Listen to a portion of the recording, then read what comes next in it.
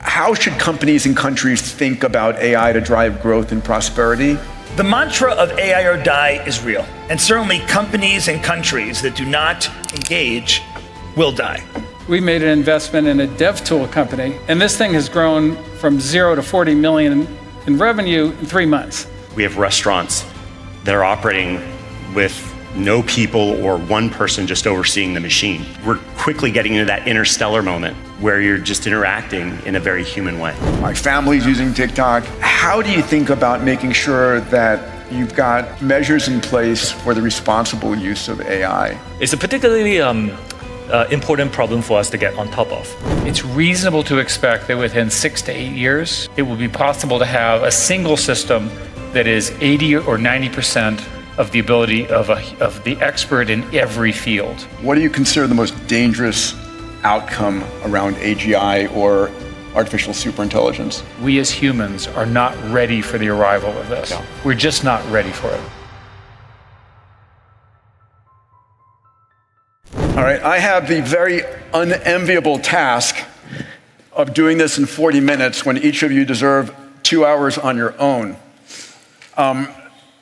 I'm going to take notes from the conversation this morning and go for each of you, and wish me luck, please.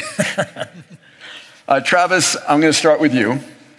Founder of Uber, CEO of Cloud Kitchens.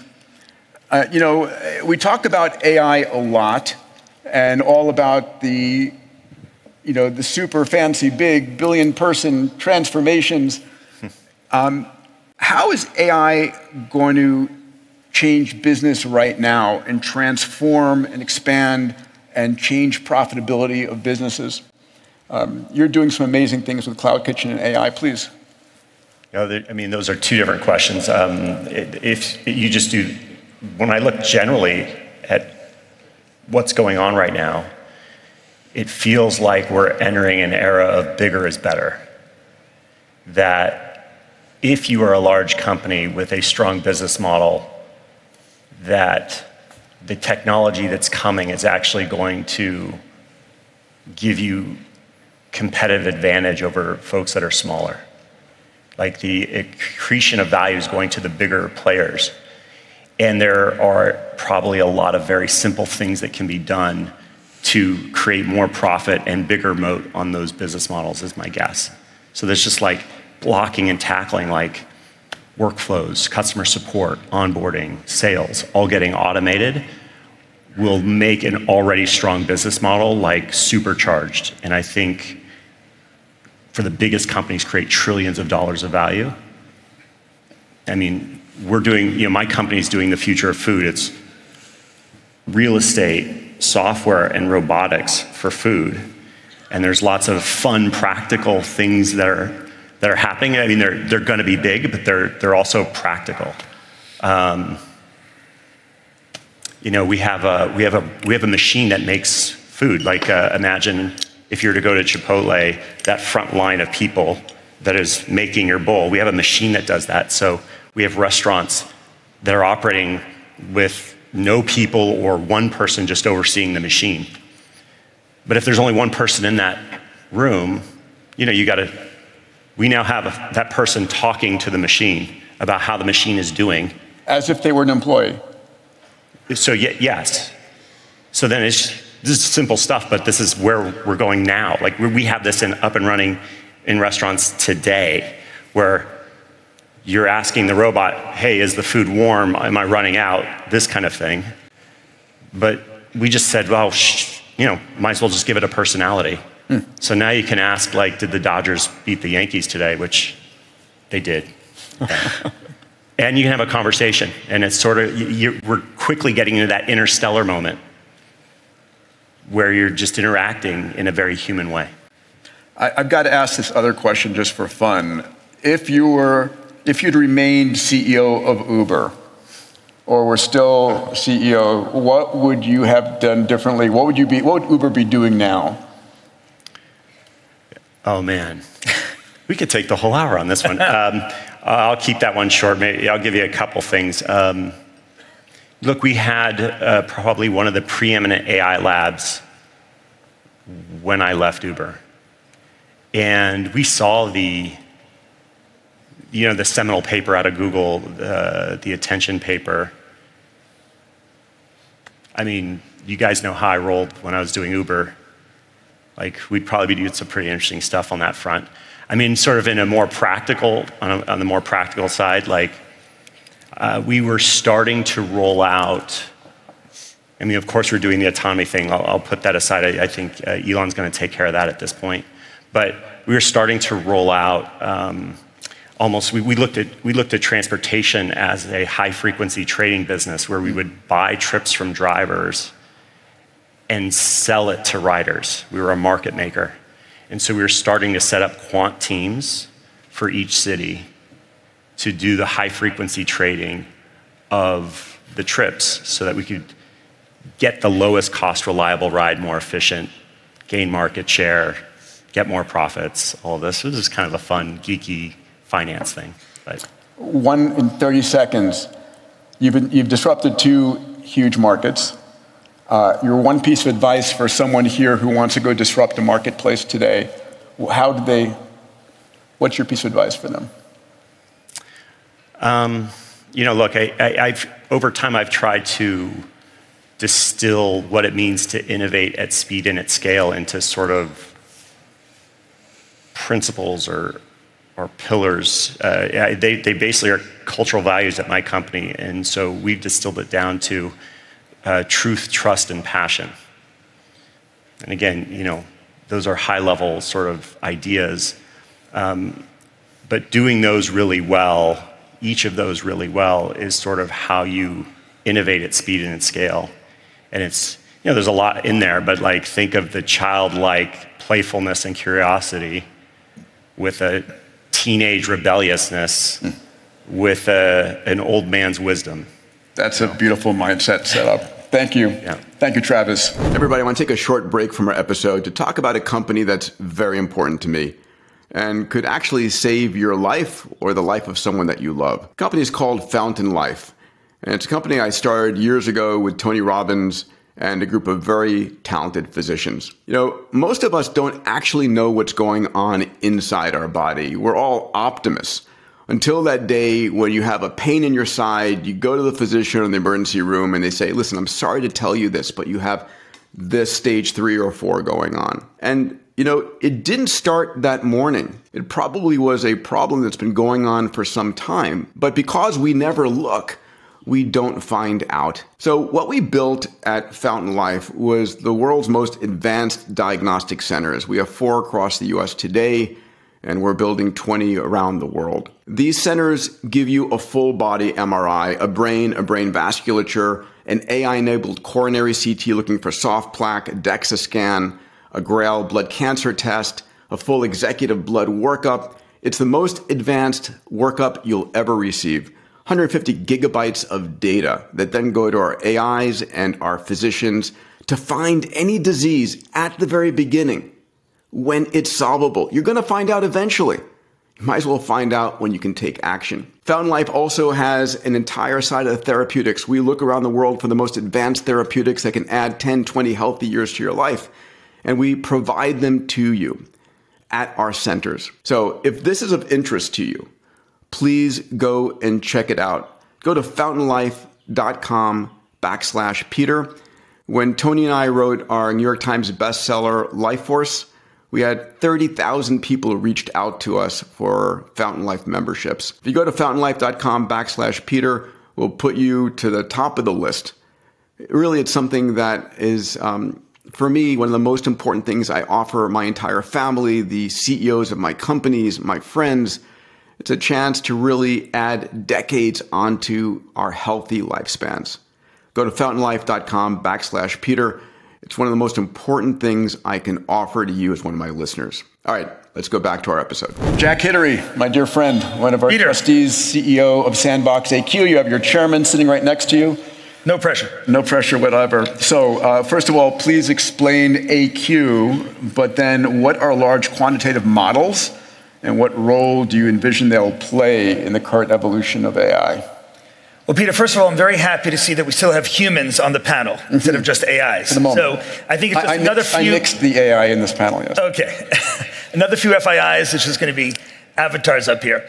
The mantra of AI or die is real, is real. It's not just a phrase, it's happening right now. It's happening on several levels. And certainly companies and countries that do not engage will die. But now the question is, okay, let's say we all agree on that. Which AI? What kind of AI? What mix of AI? And the marketplace now is starting to offer more than just one slice of AI. And that's what's exciting. So we have, of course, large language models. Many people in this room and on this panel are involved in that and making huge strides. And we're seeing AI now take on reasoning, and I'm sure Eric and others will also address that. But there's a whole nother side of AI that has had less focus, and that's quantitative AI. That's AI that's based on equations and data, quantitative data, numerical data. When we think about starting a biopharma industry in a country that never had a biopharma industry, that was really not even possible 5 or 10 years ago. But now we can come to a country like KSA or other countries and say, hey, let's get that going. But it's not large language models that will win the day there. It's models that have been trained on biology, physics, chemistry, electrons, that kind of interaction. So large quantitative models, LQMs, as complementary to LLMs, allow us to do that at scale and speed. And we do that on the same GPUs, we have NVIDIA here on the panel, that LLMs use, but we tweak them in a very, very different way. We train it on a very, very different kind of data. The data doesn't come from the internet. The data does not come from downloading Wikipedia and Reddit and social media. Instead, we generate the data from the actual equations that govern our world. And this is now a whole new superpower for humans that we just never had before as a species. Until 3 years ago, it was not possible to calculate with any kind of accuracy how one molecule that's meant to be, for example, good for Alzheimer's or Parkinson's or brain cancer or pancreatic cancer would lock into that receptor. Now, as of just 36 months ago, with the collaboration of many people in this room actually and on this panel, it is now possible. Yeah. So LQMs are really about another key tool in the tool chest, complementing LLMs, sitting alongside the many LLMs out there, but a core tool that LLMs will interact with going forward in the future. So you mentioned data, and one of the things that we talk about is the importance of data and how the world may be running out of data to train these. So how should leaders think about the proprietary data generation they have and retention as AI models become more commoditized? Well, Peter, we all talked about Gen AI. Gen AI is a very real and big thing. But now let's talk about gen data, generative data. How do you generate data? Well, when you want big data sets that govern our world of either quantitative finance to look at portfolio optimization, or again, a new material to build a car that would be lightweight, make the car lighter weight so it's more fuel efficient, we can't turn to the internet for that data. That is not where we're going to get it. Instead, we generate the data from these equations. Those become interesting. Heisenberg, Schrödinger. Yeah, exactly. That's where quantum comes in. When people hear the word quantum, I know people get scared, sorry, but quantum is not just about quantum computers. It's about today on GPUs from Alphabet, TPU from Alphabet, GPU from NVIDIA, and others. There's many others coming out.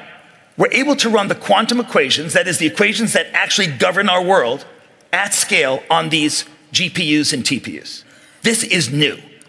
These chips, by the way, were never designed to do this in the first place. Amazing. And it's the human ingenuity that is quite fascinating that came up with this. You know, you did an incredible job spinning Sandbox AQ. A is for AI, Q is for quantum, just for you to remember that, out of X at Google.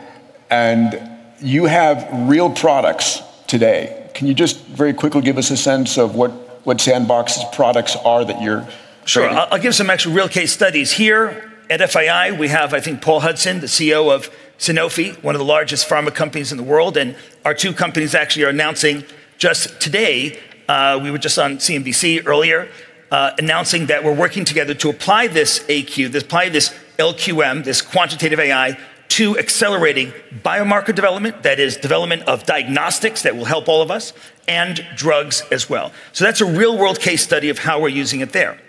We're also working with companies like Dow and others on the chemical side to say, how do we get new catalysts that could bring us new materials? When we think about the hydrocarbon space, think about the output of a refinery. And we say, okay, the high octane fuels, very profitable. Jet fuels, kerosene, profitable, naphtha. But how about the bottom of the stack, Peter? That bottom of the stack, petroleum companies don't make much money on. It's sold to smelters and others and burned in the air. And so when we think about what we can do with AI that understands chemistry, we can now take the bottom of the refinery stack, up-value it to things like carbon composites.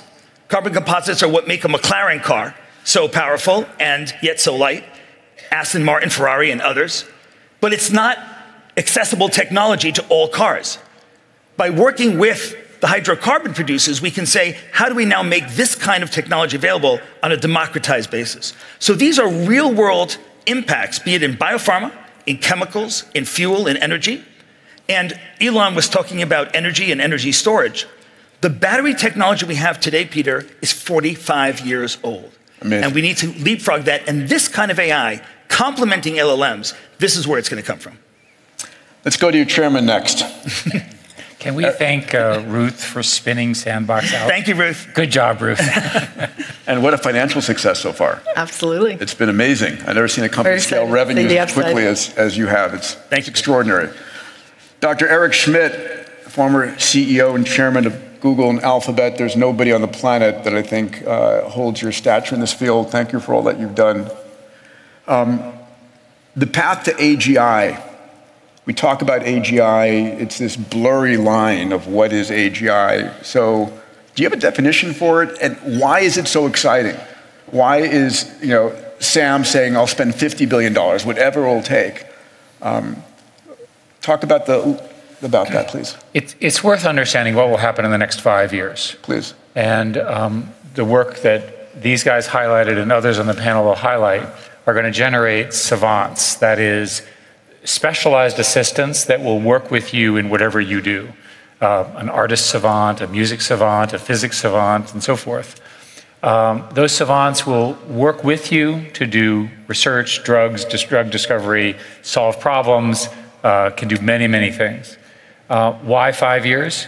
Because today we have all the components necessary. We have planning, we have the ability to do forward and backward reasoning, we can do stepwise reasoning. We can go against objective functions that are much more complicated than they used to before, and we can generate arbitrary code. In the industry, it is believed that somewhere around 5 years, no one knows exactly, the systems will begin to be able to write their own code. That is, they literally will take their code and make it better. And of course, that's recursive. I thought that is essentially a change in slope. If you're going like this, all of a sudden it goes like that. It's reasonable to expect that within 6 to 8 years from now, so 2030, right after that, maybe 2032, the current growth rate, it will be possible to have a single system that is 80 or 90% of the ability of the expert in every field. So 90% of a physicist, 90% of the best physicist, 90% of the best chemist, 90% of the best artist. When you have such a thing, you have a non-human that is effectively smarter than any human, because no human can dominate all of those fields. Maybe Leonardo da Vinci could, but certainly not now. We don't know what happens when such a thing exists, but we know that that race is really important. There are many, many things that this thing, we don't know what to call it except an AGI, could do. For example, it could analyze cyber threats and develop new ones, or it could protect against them. It could come up with new biological solutions, good ones or bad ones. So there's both a national security component and a worry, but also a notion of a huge step change in human efficiency and productivity. I will assert that we as humans are not ready for the arrival of this. Yeah. We're just not ready for it. Yeah, I can imagine all future Nobel Prizes in math, physics, chemistry, medicine coming from AI systems. Yeah, and I should say, by the way, that if you go to Formula One, you enjoy watching the humans drive around the track. Yeah. Now, it's obvious that automated cars, Waymo cars and so forth, could drive faster, but we wouldn't find that an interesting sport. Yeah. So here we are in the land of golf. Maybe there will be a robotic golfer that will beat all the live top golfers, but we won't look at the robot, we'll look at the humans. So we poor humans will take pity on ourselves. We're very biased, aren't we? Right. That will be how we choose to entertain ourselves. Very briefly, but this takes an hour worth of conversation. What do you consider the most dangerous outcome around AGI or artificial superintelligence? There's a huge issue around proliferation. And right now, we don't fully understand the rate of proliferation of the mid-tier models and open source models. There's a consensus at the moment that models that cost less than $100 million to train are probably not that dangerous, and ones that cost more than $100 million are more dangerous. I have no idea why we believe that, but that's the number. So what will happen is, at some point, there will be proliferation of inexpensive tools that can do significant damage. The most obvious one is in biology. Yeah. Thank you. Something you know a lot about. And I do think that we're going to see extension of the human health span because of AI. We live longer, but it'll be more dangerous in some situations. Hopefully we can moderate that. Did you see the movie Oppenheimer? If you did you know that besides building the atomic bomb at Los Alamos National Labs, that they spent billions on biodefense weapons, the ability to accurately detect viruses and microbes by reading their RNA? Well, a company called Viome exclusively licensed the technology from Los Alamos Labs to build a platform that can measure your microbiome and the RNA in your blood. Now, Viome has a product that I've personally used for years called Full Body Intelligence, which collects a few drops of your blood, spit, and stool, and can tell you so much about your health. They've tested over 700,000 individuals and used their AI models to deliver members critical health guidance, like what foods you should eat, what foods you shouldn't eat, as well as your supplements and probiotics, your biological age, and other deep health insights. And the results of the recommendations are nothing short of stellar. As reported in the American Journal of Lifestyle Medicine, after just 6 months of following Viome's recommendations, members reported the following: a 36% reduction in depression, a 40% reduction in anxiety, a 30% reduction in diabetes, and a 48% reduction in IBS. Listen, I've been using Viome for 3 years. I know that my oral and gut health is one of my highest priorities. Best of all, Viome is affordable, which is part of my mission to democratize health. If you want to join me on this journey, go to viome.com/Peter. I've asked Naveen Jain, a friend of mine who's the founder and CEO of Viome, to give my listeners a special discount. You'll find it at viome.com/Peter. Ruth, a pleasure. Ruth is the president and CIO of Alphabet and Google. You met her this morning. Ruth, I want to quote this and then ask you about it. We've all witnessed companies making grand AI for good pronouncements, for sure. But when push comes to shove and financial performance dictates decision-making, often less lofty ideals are what shareholders demand. So how do you think, I think the world of Google. I think Google has transformed the world in extraordinary ways. How do you think of AI for good versus AI for financial gain in the position you're in Google as a company? I think of it as a false choice because the upside from AI is absolutely extraordinary. But if we don't invest to protect on the downside, we'll never have the opportunity to actually invest to capture the upside. And that upside-downside point is two sides of the same coin. So when you think about the upside, it's around accelerating science. It's around social issues, solving things in education, healthcare, as we've been talking about. It's the economic upside.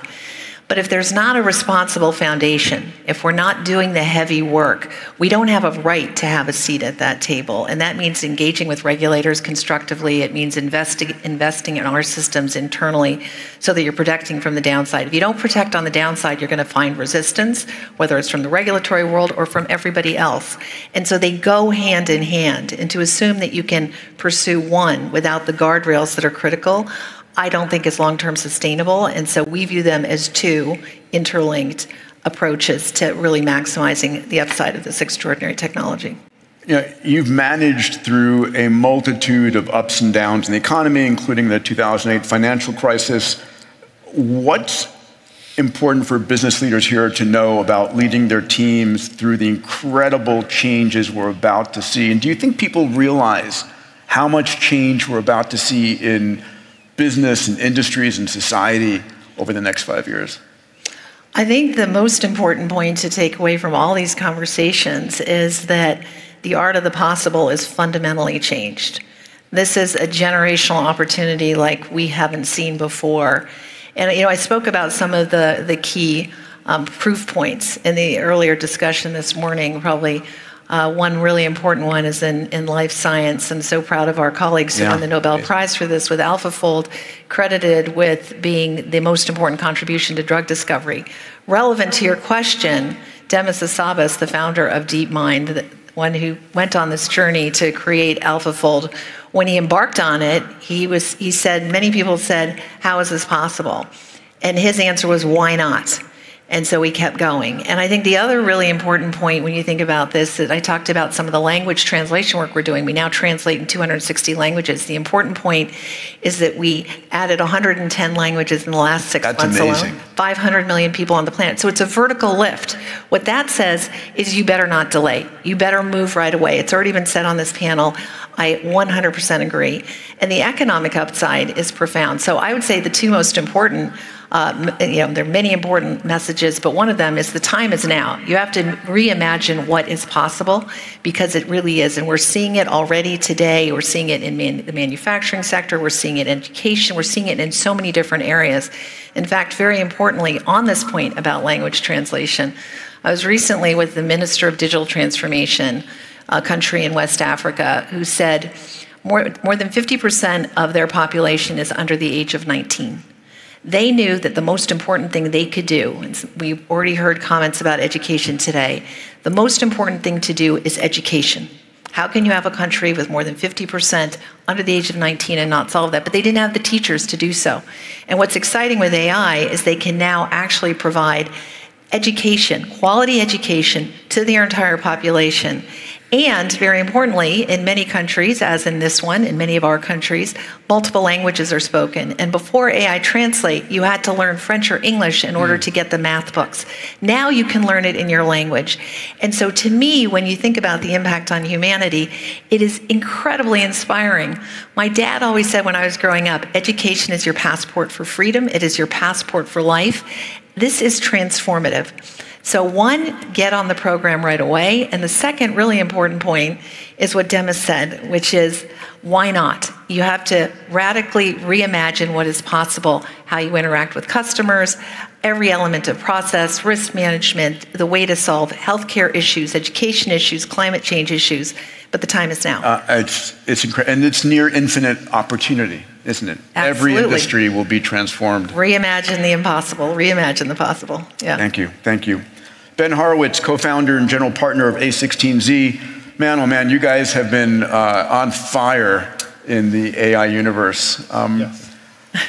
So I'd love to hear your thinking as a leading thought investor. Where's the value going to accrue in this incredible value chain from chips and power and real estate and large models and applications? Are they all equally important to invest in? Yeah, so I think, as people have been saying, it's such a gigantic market. It's the biggest market we've ever seen, that there's going to be kind of money to be made everywhere. I think the issues and challenges are different at the different layers.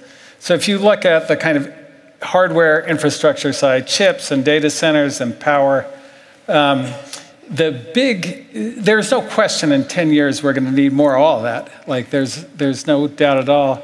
But the thing about that is, okay, how does that progress, and how do you finance it? So if you look back to the internet, which you recall, we had the biggest bandwidth shortage in the world in 1999 and the biggest bandwidth glut ever in 2001. Akamai was charging whatever they wanted to back then. Yeah, it was the most bananas thing. And how could you possibly have too much bandwidth in 2001? It didn't make sense, right, if you look back historically. But what happened is the bottleneck moved. So the bottleneck was bandwidth in 1999, but then it became, how fast could the server spit out the bits? Did we have load balancers that were good enough? These kinds of things. And then we didn't need the bandwidth because we were stuck in other places. And already we've seen kind of the price of NVIDIA chips this year drop in half. And you go, whoa, how is that happening? Well, we have this data bottleneck that's kind of becoming a sort of serious thing. And then like we're going to have a power bottleneck clearly and other kinds of things. And then we'll have a cooling bottleneck. And so if you're financed with NVIDIA profits, then you're probably good. But if you're financing a data center with a lot of debt, you could lose it. You could get upside down very fast. So you have to really be thoughtful about that. Then if you go to the next layer, the kind of foundation models, what we call the state-of-the-art models, Anthropic, OpenAI, Gemini, Llama. That's that's 80% of the software market. Everybody has to use it for infrastructure, so every application, everything calls on it. I'll bet Travis has it as part of his infrastructure, there's no question. So that's just a big and very fast-growing market. But it's really interesting in that the price of a token has fallen 100-fold in the last 2 years. The most powerful technology in the world is almost free. Yes, it's almost free. Like the prices are dropping like crazy, but revenue's still increasing. So the size of the market is huge, and the price competition is really intense, like much more intense than you would see in this complex of technology at this stage normally. And then we're we're asymptoting in certain places. So if you look at the growth of GPT-2 to GPT 3.5 versus the growth, in terms of intelligence of 3.5 to 4, 2 to 3.5 is much larger, even though we spent way more money going 3.5 to 4. That's because we're hitting a bottle. It's not the end of it. It's not going to asymptote forever, but it does imply that there's going to be an architectural change. And so even though the revenue is so huge in this market, there could be new players that emerge. We could be search before Google when we had 37 search engines, and none of them were Google. And we can't even remember who any of them were now, because they don't matter. So that's the kind of trickiness there. And then in the application layer, Travis hit on a really interesting thing, which is big companies can optimize very fast with AI. And so as a new company, you have to ask the question, a new application, can I get to market faster than the big company can get a good product? And that's the race. And I'd say, look, in some cases, it's the biggest private equity opportunity of all time. In other cases, we made it, just to give you an idea of how fast you can build a good product and take the market, we made an investment in a dev tool company, which is like the slowest growing stuff ever, because you're selling to engineers, and engineers hate buying stuff because they can build it, of course. And this thing has grown from 0 to 40 million in revenue in 3 months.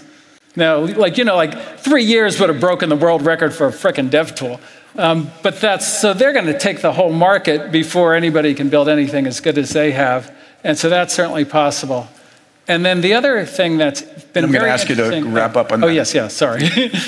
I had too much to say. Ben and I want to hear it, believe me. Yeah. Sorry. But thank you. Shou, as CEO of TikTok, it's a pleasure to have you here. How is TikTok utilizing AI to contribute to the creative economy? I think, and what's the positive impact for the global economy as part of that? So our recommendation algorithm has always been based on machine learning. So it's something we've embraced for a number of years. But what I think has been unlocked, by mainly OpenAI in the last couple of years is this better understanding that the opportunities are actually much bigger and coming faster than we thought possible. For us, a lot of it is translating this amazing technology. First of all, we need to understand it. And understanding it, I think, involves, in myself, I find it hard to catch up. There's so much going on. I think a lot of it is using it myself. I read a lot of reports, X number of things can be done, Y number of things can be done. But when I use it myself, I just download the products or sign up for it and use it myself. I get a better understanding of exactly what is possible at this moment in time.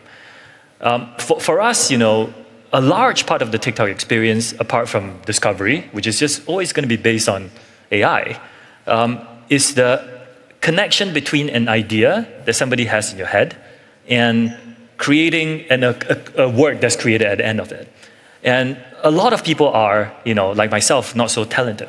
I have good ideas. My videos are terrible because this is very hard for me to translate that idea. Maybe my ideas are better. To do that for you. I have to do that translation. I think there's a very I mean, we provide thousands of tools to our creators, and a lot of them are, I wouldn't necessarily call them sort of AI powered, but they're tools that help you express yourselves. I think increasingly you will find it becomes easier. With a few words, you are able to customize something that you could not before, without great artistic talents. And that is exciting because that means that you're going to unlock a significant portion more people in the world who are now able to express very good ideas in their heads into something that resonates with more people around the world because it's easier to create those pieces. So there's a lot of investment going on there. And like many have said on this panel, there's a tremendous amount of other things that goes on in many other parts of the business that we are exploring what is possible and not at this moment in time. We talked about AI safety. A lot of kids are using TikTok. My family's using TikTok. How do you think about making sure that you've got measures in place for the responsible use of AI? Yes, it's very important, particularly, well, I guess in the US, there's an election cycle going on at this moment in time. It's a particularly important problem for us to get on top of. So I think the first thing is your policies. The guidelines of what you allow on your platform needs to be very explicit. So today, if you do anything deceptive using AI, impersonation or anything dangerous, it violates the guidelines and we take it down. The second is we provide a series of tools for people to automatically label. So if you produce something that's done by AI, that's produced by AI, we will ask you to label that. And if you don't label that, we will take measures, to make sure that you don't get the reach that you want. But you use AI to do that, I assume. The third thing is to use AI to better for content moderation. And there are many opportunities for this. Initially, I didn't really understand it. It was a very fuzzy concept. Large language models can do better content moderation, but how? With better understanding, there really is a very significant path for a lot of this new technology to help content moderation be better. So using technology to help protect against. It's interesting to what Eric said earlier. If TikTok was populated by videos only created by AI, it'd be a lot less interesting. It's the fact that humans are doing it with the support of AI that makes it fascinating. It is currently true, and I tend to agree with Eric on many things because he's a lot smarter than I am. But we are seeing some. For example, OpenAI has been posting Sora videos on our platform. I've been following them. Some of them are becoming really interesting, and you can see a path where at some point. One of them could go viral. One of them could be so interesting that people feel like it engages them. It is possible. Real quick, I've been getting the most unusual compliments lately on my skin. The truth is, I use a lotion every morning and every night religiously called OneSkin. It was developed by 4 PhD women who determined a 10 amino acid sequence that is a senolytic that kills senile cells in your skin. And this literally reverses the age of your skin. And I think it's one of the most incredible products. I use it all the time. If you're interested, check out the show notes. I've asked my team to link to it below. All right, let's get back to the episode. Jay Puri, EVP worldwide of NVIDIA. NVIDIA has become synonymous with the AI revolution that we're living in. Thank God for those early video game players, huh? How should companies and countries think about AI to drive growth and prosperity? We have a number of countries and leaders represented here, and what do you advise them to do right now? Because it's going to be fundamental to their existence, to their future economies. You agree? Absolutely. Yeah, I mean, AI is basically about creating intelligence. So how can something about creating intelligence not be fundamental to the economy? And and the other thing, of course, is the pace at which AI is advancing is frankly just unbelievable. There's just no expletives that you can use to describe that. I mean, just 2 years ago, we had... I call it all new stock price highs. What's that? Exponential growth in NVIDIA stock. Exponential growth, right? Yes. So only 2 years ago, we had ChatGPT and generative AI, and we were very impressed with the fact that you could get next token prediction, and it would answer. And now today, as everybody is talking, the AIs are becoming very sophisticated and able to reason and reflect. And in fact, they don't just do one-shot reasoning. They can reason a lot and solve very complex problems. It's the agentic AI, and then the way you interface with them is not necessarily a chatbot, but you can have human avatars. So, we are going to have to learn how to live with digital humans as teammates, if you will. And then, going forward, we are moving into things like physical AI, where, of course, Elon talked about robots and humanoid robots, but all kinds of robots, even factories and warehouses and everything will be robots that will be built into the digital world.